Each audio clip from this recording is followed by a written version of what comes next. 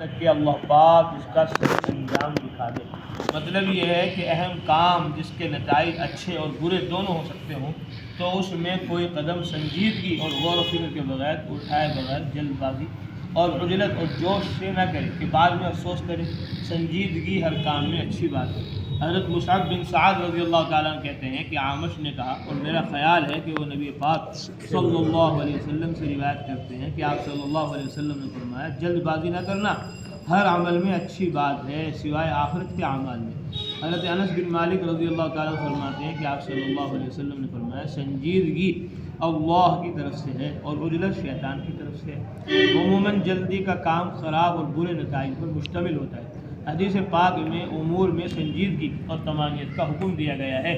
تمام کاموں میں اور خصوصاً اہم معاملات میں سنجیدگی اور غور و فکر کے بعد ان کو انجام دینا، جلد بازی اور جوش سے کام نہ لینا ہر چیز کے حاصل اور شر سے بچنے میں اصل الاصول ہے۔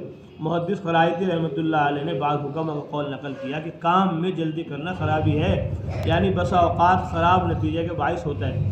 لہذا کسی کام میں مثلاً باہمی تنازع اور اختلاف سے متاثر ہو کر کوئی کام جلدی کر ڈالنا، کسی عدل و نصب وغیرہ میں جلدی کرنا اور بلا سوچے اور غور و مشورہ کے کر ڈالنا بسا اوقات برے نتیجے اور رنج و تکلیف کا باعث ہوتا ہے، اس لیے جلد بازی سے روکا گیا ہے۔ عموماً یہ کام عہدہ اور مال کے جوش میں آدمی کر ڈالتا ہے، اسی سے روکا گیا ہے۔ کام میں اطمینان عقل کامل کی علامت ہے۔ خیال رہے کہ یہ دنیاوی امور کے بارے میں ہے کہ ان کا انجام اچھا ہوگا یا برا معلوم نہیں ہوتا۔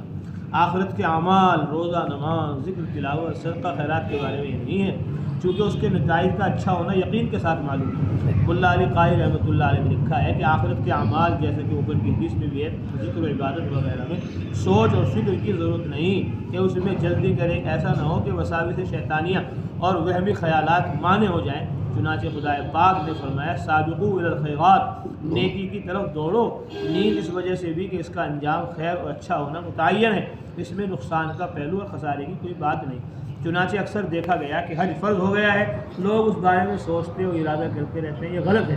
حضرت فضل بن عباس رضی اللہ تعالیٰ عنہ کی روایت ہے کہ آپ صلی اللہ علیہ وسلم نے فرمایا، جو حج کا ارادہ فرض ہونے کی وجہ سے رکھتا ہو وہ جلدی کرے کہ بسا اوقات آدمی مریض ہو جاتا ہے، سواری نہیں پاتا، ضرورت رکاوٹ بن جاتی ہے۔ یہی حکم تمام عبادات، اذکار، صدقہ خیرات وغیرہ کا ہے۔ اس میں تاخیر اب، کل، پرسوں، لیت اور سوف قابل ترک ہے۔ تاخیر سے بعض احوال ان امور میں حائل ہو جاتے ہیں، پھر نفس کا بھی بھروسہ نہیں کہ کس رخ میں جائے، پھر زندگی کی بھی کوئی ٹھیک امید نہیں کہ کب تک رہے گی، اس لیے وقت صدقہ و خیرات میں آدمی جلدی کر ڈالے۔ اسی طرح لڑکی کی شادی میں بھی جلدی کرے، مناسب رشتہ آ جائے، دنیاوی اعتبار سے زیادہ بہتر آگے کی امید میں تاخیر نہ کرے کہ اکثر بعد کا رشتہ پہلے سے بہتر نہیں آتا، اور تاخیر میں دین و دنیا دونوں کا نقصان ہے۔ عموماً شادی میں مالدار گھرانے اس میں بڑی تاخیر کرتے ہیں، حدیث پاک میں منع ہے۔ صحت، ماحول دونوں کے اعتبار سے نقصان دہ، اس سے اسباب زنا کا دروازہ کھلتا ہے۔ حدیث پاک میں مناسب رشتہ آنے کے بعد شادی جلدی کرنے کا حکم ہے۔ اللہ تعالیٰ سب کو تمام سنتوں کو سیکھنے کی، کرنے کی، ان کو ساری دنیا میں پھیلاتے پہنچاتے رہنے کی توفیق نصیب فرمائے۔ علماء نے فرمایا، جمعے کی تیاری جمعرات سے ہی کر دے، جمعرات کو اثر بعد توبہ کرے، استغفار کرے، اللہ تعالیٰ سے معافی مانگے، اور کپڑے وغیرہ خوشبو پہلے ہی تیار کر کے رکھ لے، اور جمعہ کی رات میں مغرب کے بعد سے ہی درود شریف کا اہتمام کر دے۔ سورہ یاسین اور سورہ دخان جو 25ویں پارے میں پڑھ کر اللہ تعالیٰ سے دعا مانگی جاتی ہے، اس رات میں ان دونوں صورتوں کو پڑھنا چاہیے۔ سورہ دخان اور سورہ یاسین جو دونوں صورتوں کو پڑھتا ہے، اللہ تعالیٰ اس کی مغفرت فرما دیتے ہیں، اور جمعے کے دن فجر کی نماز جو جماعت سے پڑھتا ہے، اللہ تعالیٰ اس کی بھی بخشش فرما دیتے ہیں۔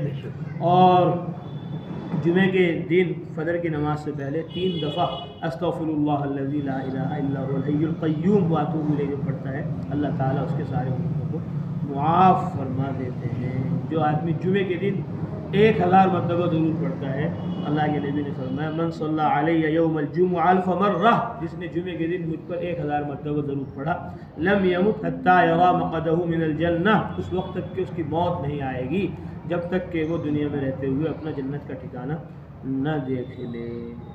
اب 3 تسبیح لا الہ الا اللہ کی